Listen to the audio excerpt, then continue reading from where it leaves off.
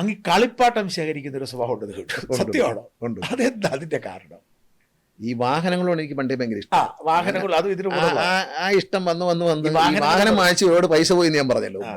അപ്പൊ അത് വന്നപ്പോൾ ഒരു ഘട്ടത്തിൽ എനിക്ക് തോന്നി ഈ കളിപ്പാട്ടം വാങ്ങിച്ച് ഒരു റിലാക്സേഷനാണ്. ഞാൻ ഈ ഒരുപാട് ടോയ്സിന്റെ കളക്ഷൻ ഉണ്ട്. അതിങ്ങനെ ഓടിച്ച് രാവിലെ എണീച്ച് 6-6:30 മണിക്ക് എണീക്കും. ഒരു 7:30 മണി വരെയൊക്കെ ഇതിനെ അവിടെ ഇരുന്ന് ഒന്ന് ഓടിക്കും.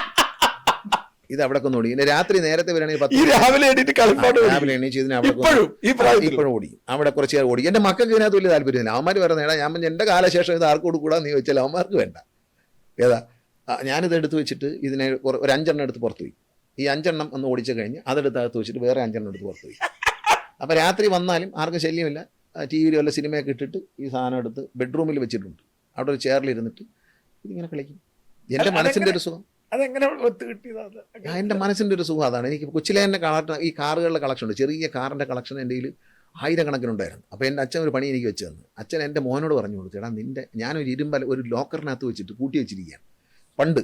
അപ്പോൾ എൻ്റെ മോനോട് പറഞ്ഞു കൊടുത്തു, എടാ നിൻ്റെ അച്ഛൻ്റെ കയ്യിൽ കുറേ കാറും കളിപ്പാട്ടും ഇരിപ്പുണ്ട്, നീ എടുത്ത് കളിക്കാൻ പറഞ്ഞു. ഇവൻ വന്ന് അച്ഛാ തുറന്ന് കൊടുത്ത് ഇവൻ മൊത്തവും തീർത്ത് കളഞ്ഞ് ചീത്തയാക്കി കളഞ്ഞ്. പിന്നെ ഞാൻ ഇത് പിന്നീട് കളക്ട് ചെയ്തതാണ്. ഇപ്പോൾ ഒരുപാട് കളക്ഷൻ ഉണ്ടോ? ഒരുപാട് കളക്ഷൻ ഉണ്ട്. 100-150 റിമോട്ട് വണ്ടികൾ തന്നെ. പിന്നെ ഞാൻ എല്ലാ രാജ്യത്തും പോയാലും ഇതാണ് വാങ്ങിച്ചുകൊണ്ട് വരുന്നത്.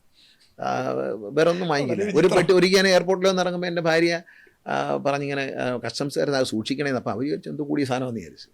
അപ്പോൾ എന്താ നല്ലത് എന്ന് അവർ ചോദിച്ചു. കളിപ്പാട്ടമാണെന്ന് പറഞ്ഞു. സ്കാൻ ചെയ്ത് നോക്കിയോ പ്ലാസ്റ്റിക് കളിപ്പാട്ടമാണ്. അവർക്ക് സംശയം തോന്നും. സൂക്ഷിക്കണേന്ന് പറഞ്ഞപ്പോഴേ എന്തോ ഭയങ്കര കൂടിയ സാധനമാണ് നോക്കിയോ കളിപ്പാട്ടമാണ് അതിനകത്ത്.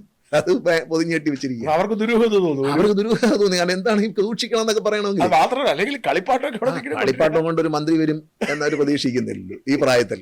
വല്ല സ്വർണ്ണക്കടത്താണോ? പക്ഷെ എൻ്റെ ഒരു സന്തോഷം ഇതാണ്.